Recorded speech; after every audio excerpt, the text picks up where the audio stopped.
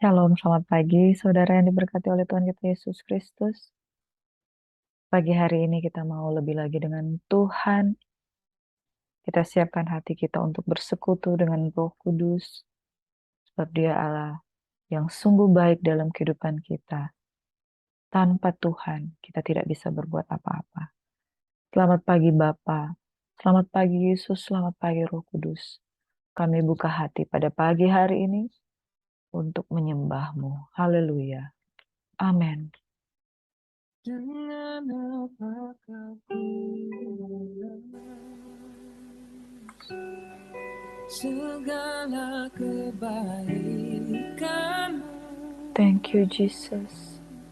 Segenap hatiku Haleluya. menyembah-Mu, Yesus.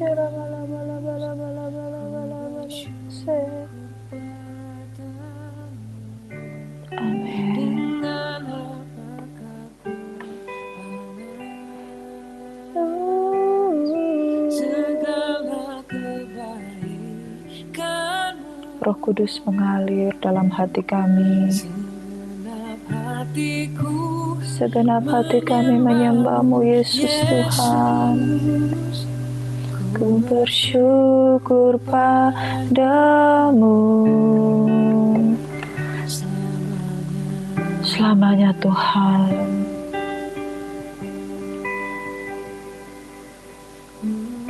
Kami dapat rasakan hati-Mu Tuhan. Dekat dengan orang-orang yang menyembah-Mu Tuhan. Allah yang setia,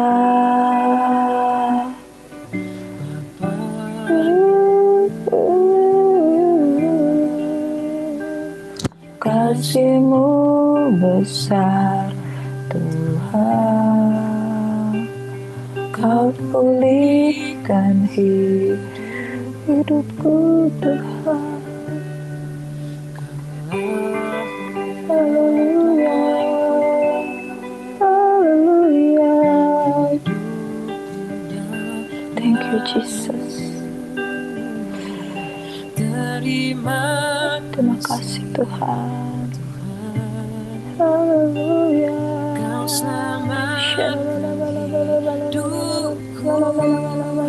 Dengan apa kan ku balas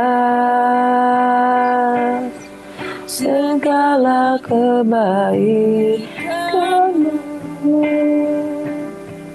Segenap hatiku menyembah-Mu, Yesus. Ku bersyukur padamu. Dengan apa kan ku balas segala kebaikan-Mu. Segenap hatiku menyembah-Mu, Yesus. Thank you, Jesus. Haleluya. Amin, Tuhan. Haleluya.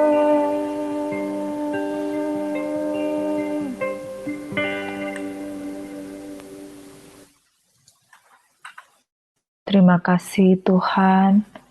Di dalam hadirat-Mu kami beroleh kekuatan baru Bapa, dan kami terlalu yakin dan percaya saat Engkau ditinggikan Tuhan, maka kuasa-Mu nyata bekerja di dalam kehidupan kami. Hadirat-Mu kuat, hadirat-Mu nyata, hadirat-Mu membungkus kehidupan kami Tuhan, di dalam nama Yesus. Tuhan sumber berkat kasih karunia dalam kehidupan kami. Kami percayakan kuasa doa, kami percayakan kuasa penyembahan. Kami yang mengambil bagian di dalam penyembahan pagi hari ini, mengalami pemulihan dan kekuatan baru. Di dalam nama Yesus Tuhan, kami berdoa dan bersyukur. Haleluya, haleluya. Puji Tuhan. Amin. Selamat pagi saudara, sekali lagi kami mau menyapa engkau yang saat ini mau merenungkan firman Tuhan. yang sudah mengambil bagian dalam penyembahan, saya merasakan pagi hari ini hadirat Tuhan itu sangat kuat. Karena dia hanya sejauh doa. Yesus hanya sejauh doa. Saudara, beberapa tahun, sekitar 20 tahun yang lalu, saya tidak mengenal Yesus. Saya tidak mengenal Yesus dan seperti orang kebanyakan, saya tidak memiliki hubungan pribadi dengan Tuhan. Hanya ibadah secara rutinitas saja. Saya beragama Kristen, tapi saya menjalani kehidupan agama saya seperti sebuah hal yang membosankan. Hingga satu ketika di tahun 98, saya sebagaimana layaknya anak muda, jatuh bangun, dan kemudian saya mengenal Tuhan secara pribadi. Di situ saya mengalami yang namanya kelahiran kembali. Saya mengenal yang namanya urapan Roh Kudus. Nah, saudara yang diberkati oleh Tuhan kita Yesus Kristus, saya baru menyadari bahwa ternyata Yesus itu hidup. Hidup itu saya tidak pernah melihat keberadaan Tuhan. Saya tidak pernah melihat dia datang secara pribadi. Tapi yang saya alami bahwa hati saya yang dulu kosong, ketika saya mengalami firman Tuhan, saya merasakan ada sesuatu yang mengisi hati saya. Saya tidak tahu, saudara, kalau engkau yang pada hari ini mendengarkan firman Tuhan, apa keadaanmu saat ini? Kalau hari ini engkau merasakan hidupmu membosankan, hidupmu penuh dengan rutinitas, atau engkau merasakan bahwa keadaanmu itu, keagamaanmu itu biasa-biasa saja, atau engkau merasa engkau tidak disayangi, engkau tidak punya siapapun. Saya mau katakan bahwa Yesus itu adalah pribadi yang hidup dan dia nyata. Dia nyata. Hari ini sebelum kita mulai lebih dalam lagi dengan firman Tuhan, boleh angkat tangan kananmu dan katakan, aku mau mengenalmu Tuhan. Aku mau buka hati untukmu Tuhan. Jikalau engkau ada, berbicaralah padaku pada saat ini. Amin. Saudara yang diberkati oleh Tuhan kita Yesus Kristus, mari kita mau belajar firman Tuhan. Kita buka Alkitab kita. Kita mau belajar dari Markus 1 ayat 35 sampai ayat yang ke-42. Saya mau sharing firman Tuhan dengan tema pelayanan Yesus Kristus. Apa itu pelayanan? Apa itu Yesus Kristus? Tuhan berkata, aku datang bukan untuk dilayani, tapi untuk melayani. Tuhan mana yang dikenal di seluruh dunia ini oleh agama-agama yang ada, yang datang untuk melayani saudara. Tapi Yesus adalah Tuhan yang datang untuk melayani. Sekilas kalau saudara-saudara melihat gambar di sini, dia datang kepada orang-orang yang membutuhkan. Dikatakan bahwa bukan orang sehat yang membutuhkan tabib, melainkan orang yang sakit. Hari ini saudara, apapun keadaanmu, semua manusia memiliki pergumulan. Mungkin di luar engkau tampak baik-baik saja. Mungkin secara finansial engkau berkecukupan. Tapi bagaimana dengan keadaan hatimu? Hari ini ada pribadi raja di atas segala raja yang datang dengan hatinya yang penuh dengan belas kasihan. Dia mau menjamah kehidupanmu. Yesus adalah pribadi yang melayani. Yesus ketika dia turun ke atas muka bumi ini, dia datang untuk menunjukkan kasihnya kepada kita. Namun satu hal saudara, Yesus memiliki pelayanan yang berbeda dengan orang-orang atau Tuhan dalam tanda kutip di agama-agama yang ada. Saya tidak mendiskreditkan, namun saya mau memperkenalkan Yesus yang kita sembah adalah pribadi yang melayani. Kita akan belajar tentang pelayanan Yesus Kristus dari Markus 1 ayat 35 sampai 42. Mari kita baca bersama-sama, Saudara. Jika engkau sudah menemukan ayat firman Tuhan di Alkitab, pagi-pagi benar, waktu hari masih gelap, ia bangun dan pergi keluar. Ia pergi ke tempat yang sunyi dan berdoa di sana. Tetapi Simon dan kawan-kawannya menyusul dia. Waktu menemukan dia, mereka berkata, "Semua orang mencari engkau." Jawabnya, "Marilah kita pergi ke tempat lain, ke kota-kota yang berdekatan, supaya di sana juga aku memberitakan Injil, karena untuk itu aku telah datang." Lalu pergilah ia ke seluruh Galilea dan memberitakan Injil dalam rumah-rumah ibadat mereka dan mengusir setan-setan. Seorang yang sakit kusta datang kepada Yesus dan sambil berlutut di hadapannya, ia memohon bantuannya katanya, "Kalau engkau mau, engkau dapat mentahirkan aku." Maka tergeraklah hatinya oleh belas kasihan, lalu ia mengulurkan tangannya, menjamah orang itu dan berkata kepadanya, "Aku mau, jadilah engkau tahir." Seketika itu juga lenyaplah penyakit kusta orang itu dan ia menjadi tahir. Saudara, apapun keadaanmu pada hari ini, mungkin engkau merasa jauh dari Tuhan, mungkin engkau merasa ada tekanan di dalam hidupmu. Datang kepada Tuhan. Seorang sakit kusta datang kepada Yesus dan sambil berlutut kepadanya dia berkata dan memohon bantuannya, "Kalau engkau mau, engkau dapat mentahirkan aku." Saudara, jangan tanyakan kalau engkau mau. Yesus mau memulihkan keadaanmu. Yesus mau menyembuhkan engkau. Yesus mau membalikkan keadaanmu. Ya, Bapak Presiden kita Joko Widodo temanya tahun ini di ulang tahun kemerdekaan RI yang ke-77. Pulih lebih cepat, bangkit lebih kuat. Presiden Jokowi berkata pulih lebih cepat, bangkit lebih kuat. Ya, keadaan ekonomi bangsa kita hari-hari ini adalah keadaan yang penuh dengan goncangan. Kalau engkau terlibat dengan hutang, engkau dengan usaha dan pekerjaanmu itu mungkin mengalami kolaps, hari ini ada pengharapan di dalam Tuhan. Ketika engkau datang kepada Tuhan, pelayanan Yesus Kristus memiliki ciri-ciri khas, yaitu Dia peduli dengan keadaanmu. Dan Dia rindu, bahkan Dia mau untuk mentahirkan, menyembuhkan, memulihkan keadaanmu. Amin.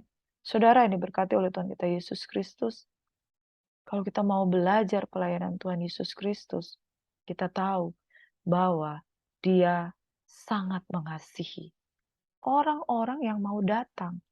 Yang jadi hal yang penting di sini adalah kamu mau datang kepada Tuhan. Kalau engkau nggak mau datang, Tuhan tidak pernah memaksa. Tuhan berdiri di depan pintu dan mengetok. Bilakah engkau akan membukakan pintu untuk dia? Kalau engkau katakan, "Ku buka hati untuk Roh-Mu Tuhan." Nah, mari kita belajar lebih lagi tentang pelayanan Tuhan Yesus Kristus. Bagaimana Yesus melayani, saudara. Baik kita yang melayani, baik kita yang rindu untuk dilayani oleh Tuhan Yesus Kristus. Yang pertama, saudara, Yesus adalah 100% Tuhan, 100% manusia pada waktu itu ketika dia 3,5 tahun melayani di atas muka bumi ini. Dan satu hal yang dia ajarkan, kalau engkau dan saya juga mau melayani Tuhan, dia adalah Tuhan dan Raja, tapi dia juga memiliki doa pribadi secara khusus. Ayat yang ke-35 berkata seperti ini. Pagi-pagi benar waktu hari masih gelap, ia bangun dan pergi keluar. Ia pergi ke tempat yang sunyi dan berdoa di sana. Saudara, sampai hari ini Yesus adalah pendoa syafaat bagi umat yang membutuhkan pertolongan. Dia menjadi perantara antara kita dengan Bapa di surga. Apapun keadaanmu pada hari-hari ini, Tuhan tidak pernah berhenti untuk bersyafaat bagimu. Dan bagi engkau yang melayani Tuhan, kalau engkau mau melayani, tapi engkau tidak mau berdoa secara pribadi, secara khusus di hadapan Tuhan, tidak akan ada kuasa. Yesus melayani pada waktu dia masih di atas muka bumi ini. Dia memiliki doa pribadi secara khusus. Mari kita lihat bagaimana cara Yesus berdoa ini menjadi teladan bagi kita semua di dalam melayani Tuhan. Pagi-pagi benar, waktu hari masih gelap. Ya, saudara, waktu hari masih gelap, jangan kita berdoa ayam sudah selesai berkokok, orang-orang sudah selesai beraktivitas. Pagi hari ini ketika saya membagikan firman Tuhan ini, saudara, hari masih gelap. Hari masih gelap. Dan ini masih jam 4 subuh pagi, saudara. Dan saya merasakan beda, saudara. Kalau engkau berdoa pagi-pagi benar pada waktu hari masih gelap, itu kuasa Tuhan sungguh nyata, sungguh kuat bergerak di dalam kehidupanmu. Tapi kalau engkau bangun sudah lewat jam 6, sudah lewat jam 7, sudah lewat jam 8, jam 9, lalu engkau berdoa, ya, itu artinya engkau tidak mengandalkan Tuhan. Firman Tuhan katakan di dalam kitab Yakobus, kalau engkau mau berencana ini dan itu, ya, nyatakan seluruh rencanamu di hadapan Tuhan. Nah, hari-hari di mana ketika engkau memulai aktivitasmu di pagi hari, kalau engkau tidak memulai bersama dengan Tuhan, berarti engkau tidak melaksanakan rencanamu bersama dengan Tuhan. Pada waktu pagi-pagi benar, waktu hari masih gelap, disitulah engkau minta pertolongan daripada Tuhan. Engkau minta urapan daripada Tuhan. Dan hari ini saya merasakan Tuhan sangat kuat bekerja di dalam kehidupanmu. Ketika engkau mengandalkan Tuhan, ketika engkau memulai segala sesuatu bersama dengan Tuhan. Haleluya, Tuhan bekerja di dalam kehidupanmu. Saya merasakan Tuhan sangat kuat bekerja pada pagi hari ini. Waktu hari masih gelap, ia bangun, saudara, dan pergi keluar. Ia pergi ke tempat yang sunyi dan berdoa di sana. Saat engkau memiliki waktu yang khusus dengan Tuhan, di situ kuasa Tuhan bekerja, akan berbicara sepanjang waktu di pagi hari untuk menyatakan hal-hal apa yang harus engkau perbuat. Pagi hari ini, mari duduk berdoa dan kau bertanya, Tuhan, aku punya rencana hari ini A, B, C, tapi aku serahkan ke dalam tangan-Mu. Engkau berkata, aku minta pertolongan daripadamu. Berbicaralah Tuhan. Ketika engkau melakukannya, maka Tuhan akan menyatakan kuasanya. Maka engkau akan dicurahkan pengurapan yang baru. Mazmur 108 ayat 3, Mazmur Daud berkata, bangunlah, hai gambus dan kecapi, aku mau membangunkan fajar. Jadi bukan fajar yang membangunkan kita, tapi kita yang membangunkan fajar. Selamat pagi Bapa, selamat pagi Roh Kudus, selamat pagi Tuhan. Oh haleluya, saudara, aku berdoa pagi hari ini engkau mengalami lawatan Tuhan. Doa pribadi secara khusus, Yesus memiliki waktu-waktu yang khusus. Sebab dia adalah Tuhan, dia adalah Raja, dia adalah anak Allah. Mari kenali Tuhan secara pribadi. Bersyafaat di hadapan Tuhan. Buka hati, Roh Kudus melawat saat engkau bangun di pagi hari. Saudara, bangun di pagi hari bukan perkara yang mudah. Ketika engkau bangun langsung melek, langsung duduk di kaki Tuhan dan berdoa. Tidak, saudara. Di situ ketika engkau memutuskan untuk bangun pagi, dagingmu sementara dimatikan, keputusanmu sementara diuji, bahkan konsentrasimu apakah engkau sungguh-sungguh datang kepada Tuhan untuk mencari hadirat Tuhan atau sekedar formalitas. Jadi ketika kita mencari Tuhan, di situ kita mengandalkan kuasa roh, kita tanggalkan kedagingan kita tanggalkan segala rasa ngantuk kita tanggalkan segala dosa-dosa kedagingan kita. Dan ketika kita berjuang, di situ akan ada terobosan demi terobosan. Engkau akan merasakan bahwa dagingmu dirobek dan kuasa Tuhan bekerja dan pengurapan itu akan menyertai langkah-langkahmu.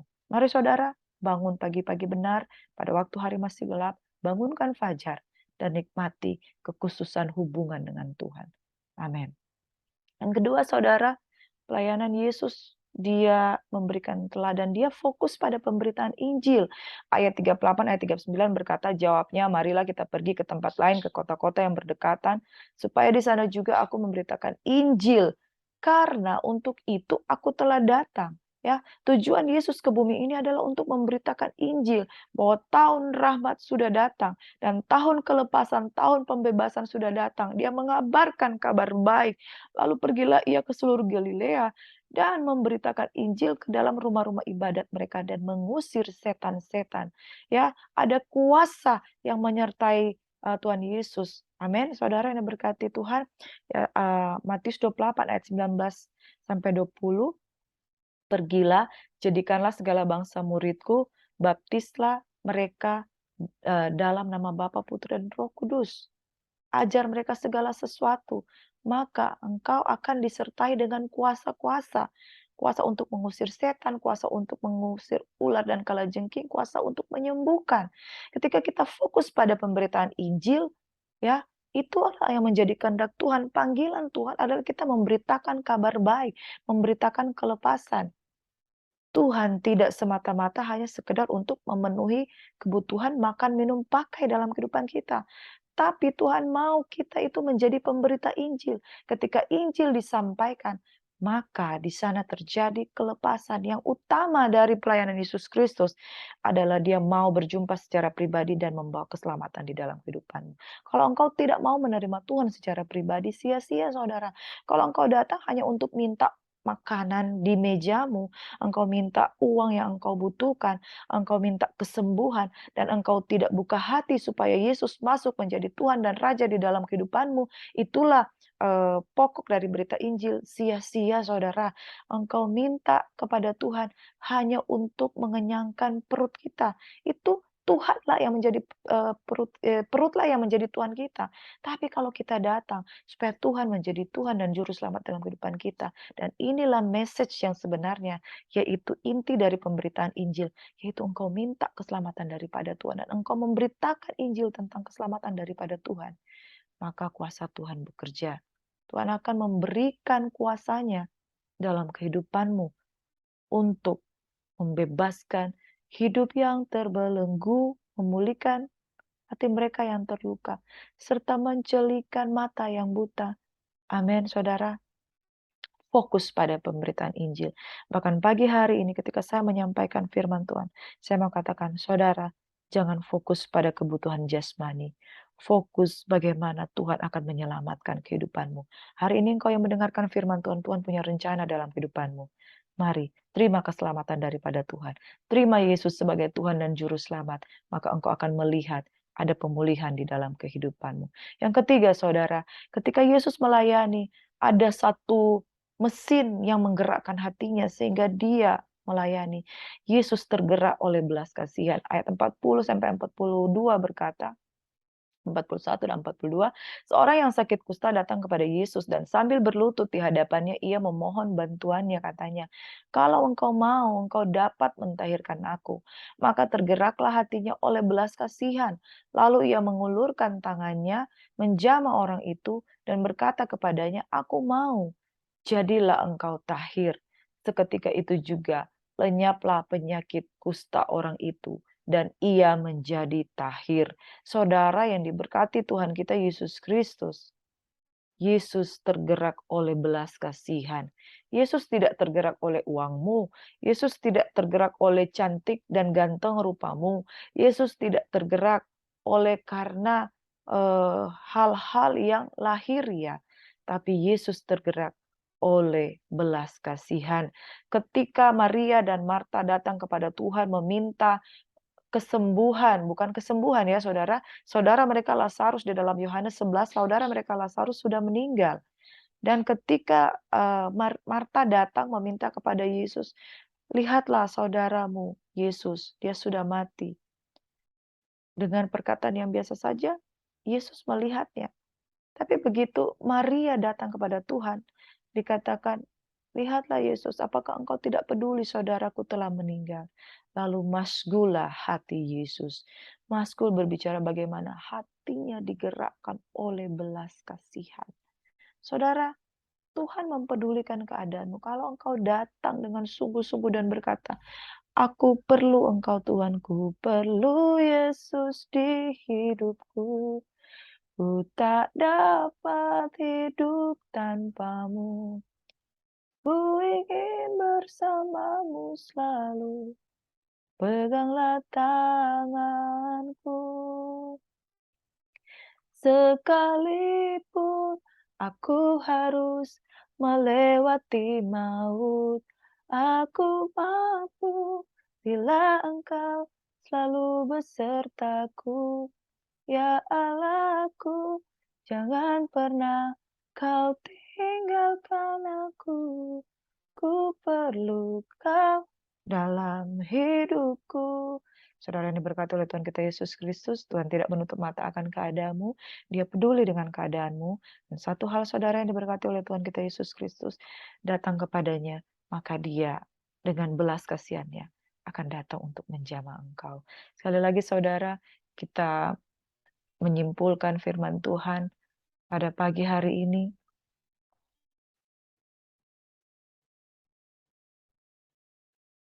Dalam Markus 1 ayat 35 sampai 42, bagaimana Yesus melayani yang pertama, Dia memiliki waktu-waktu yang khusus untuk berdoa. Berdoa bagi umatnya. Dan kita juga yang melayani Tuhan, miliki waktu khusus untuk berdoa. Di sana adalah keintiman dengan Tuhan. Di sana ada pendelegasian kuasa, ada pendelegasian firman, ada pendelegasian urapan, ya. Dan di sana ada pemulihan. Yang kedua, fokus pada pemberitaan Injil, jangan fokus pada hal-hal yang lain, tapi fokus pada keselamatan Injil, berita keselamatan yang daripada Tuhan. Yang ketiga, Yesus bergerak oleh belas kasihan. Dia melihat orang-orang yang sangat membutuhkan. Matius 25 berkata, segala sesuatu yang engkau lakukan bagi orang yang paling hina, engkau sudah melakukannya untuk aku. Ketika engkau melihat orang-orang yang penuh dengan pergumulan, jangan menutup mata, jangan menutup diri, dan berikan yang terbaik, layanilah sesamamu. Dan ketika engkau datang dengan penuh beban berat, Tuhan akan melayani engkau dengan belas kasihannya yang luar biasa. Puji nama Tuhan, Tuhan Yesus adalah pribadi yang melayani kita, saudara. Tuhan Yesus adalah pribadi yang mengutamakan umatnya. Yesus itu mati untuk engkau dan saya. Dan kalau cuma persoalan sederhana di dalam kehidupanmu, terlalu kecil bagi Yesus, Dia pasti akan datang memberikan nyawanya. Dia sudah datang memberikan nyawanya. Dan Dia pasti akan memberikan segalanya untuk orang-orang yang dikasihinya. Terpujilah nama Tuhan. Yesus baik bagi engkau dan saya. Saya percaya pada hari ini ketika engkau datang dengan sungguh-sungguh kepada Tuhan, maka sesuatu pasti terjadi. Puji nama Tuhan, mari saya akan berdoa untuk kebutuhan saudara-saudara sekalian, namun yang paling utama kebutuhan untuk juru selamat hadir dalam hidupmu.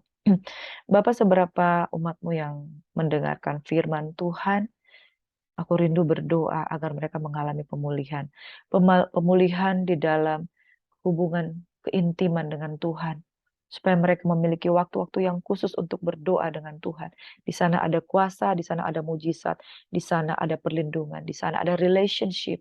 Dan orang yang duduk di dalam lindungan yang maha tinggi dan bermalam di dalam naungan yang maha kuasa akan berkata kepada Tuhan, kubu pertahananku, menara perlindunganku. Terima kasih Tuhan. Kami juga berdoa untuk kami fokus pada pemberitaan Injil. Di sana kabar keselamatan dinyatakan. Di sana kabar kedatangan Tuhan Yesus dinyatakan. Di sana kabar tentang Yerusalem baru, ya, kerajaan 1000 tahun damai dinyatakan. Dan kami akan menjadi orang-orang yang terlepas dan mengalami kehidupan kekal. Bukan kematian yang kedua kali, tetapi kehidupan yang kedua kali, yaitu hidup bersama-sama dengan Yesus. Yang ketiga, saudara, engkau tergerak dengan belas kasihan, maka kami juga hendaknya memiliki belas kasihan yang sama kepada Tuhan. Dan kami percaya ketika engkau memiliki belas kasihan, kami mengalami kuasa Tuhan saat engkau datang melawat kehidupan kami. Terima kasih Bapa di surga, kami diberkati pada pagi hari ini. Kami berdoa menerima urapan baru yang selalu menguatkan kami. Demi nama Yesus Tuhan, kami berdoa dan bersyukur untuk firman Tuhan. Haleluya, haleluya. Puji Tuhan. Amin. Terima kasih.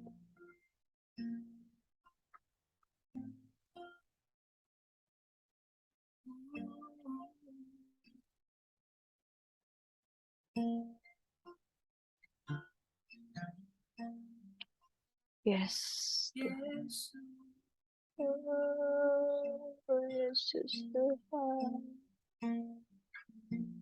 bila engkau tak besertaku, Thank you, Jesus. ku tak mau berjalan. Ku perlu Tuhan. Ku perlu Engkau, Tuhan. Pimpin langkahku Oh, dengan haleluya. kasih Kamu. Amin. Pimpin langkahku setiap waktu, Pimpin langkahku. berjalan dalam roh. Yes. Nyatakan Nyatakan Tuhan kemuliaan kemuliaan-Mu. jangan Amin, Tuhan.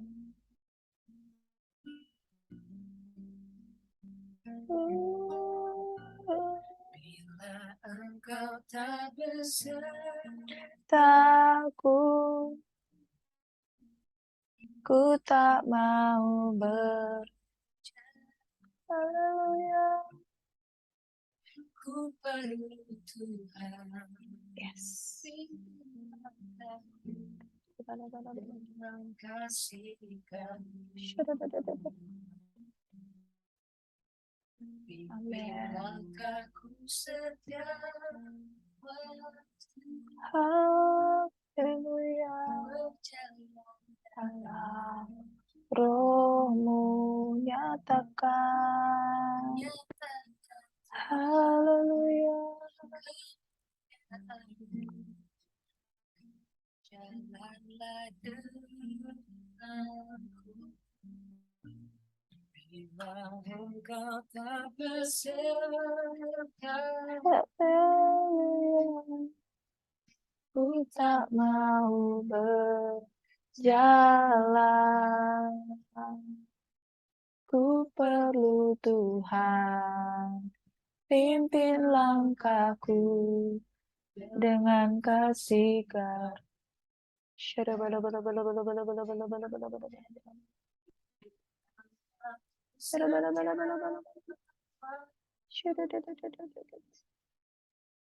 berjalan dalam Berjalan dalam Roh-Mu. Nyatakan Tuhan kemuliaan-Mu dan berjalanlah berjalan denganku Tuhan. nyatakan Haleluya. Haleluya. jalanlah Oh, denganku. Yesus Tuhan. Nyatakan Nyatakan Tuhan kemuliaan-Mu dan berjalanlah. denganku.